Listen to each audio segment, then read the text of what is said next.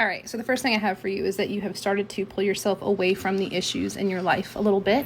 What we're looking at is you've pulled away from family because you're overwhelmed by them, and there's a little bit of fear in there as well. This may be one particular relative or just your family in general, but I'm getting that fear and that overwhelm. This is a part of the whole... This is kind of why you've had a lot of anxiety. This is a part of that journey with anxiety that you've dealt with. It comes from family or relatives. And you've pulled yourself away from romance a little bit because there's some negative energy surrounding that because of your past. That negative energy in your love life comes from what you've been through in the past, and it's going to continue in your future until you deal with the intrusive thoughts that come along with it.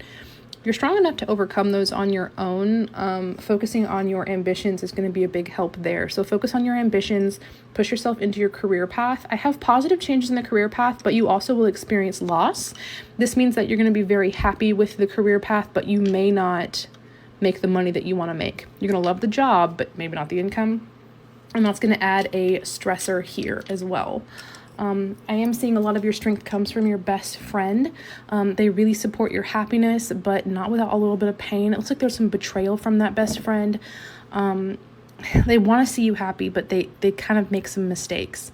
Focus on your faith and your religion and pay attention to what people say about that when it comes to the betrayal from your friend.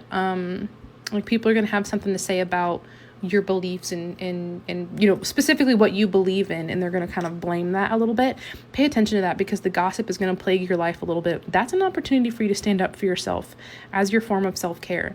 Stand up for yourself. This will bring you to a little bit of depression. Setting boundaries is hard, and it's going to bring you down a little bit. Just make sure to communicate with people. That part is destined for you. Do you see how I want to show you specifically how this is a bit of a circle?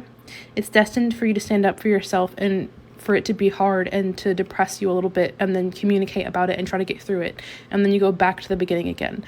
So continue with this cycle of learning how to set boundaries and communicate with people. This is something that you have to learn how to do. This is your self-care. This is going to break you away from betrayals.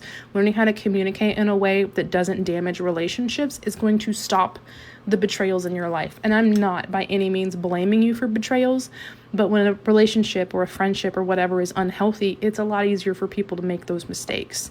And that's kind of interfering with the happiness between you and this friend, because you guys should be solid, but there's a lot of pain between you and some betrayal there. And again, communication is like vital for this.